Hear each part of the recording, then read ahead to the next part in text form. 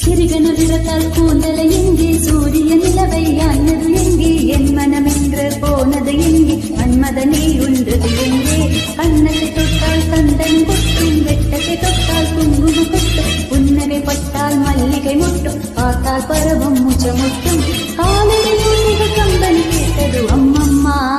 அப்போ பிக்காசோவின் ஓவியம் ஒன்று வித்தோவாவின் சிம்பனி ஒன்று என்னை மாறியதோ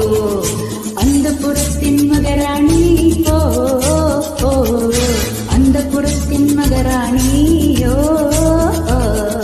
அழகிய லேலா அவள் இவளது செய்லா சந்தன வெயிலா இவள் மன்மத புயலா அடடா பூவின் மான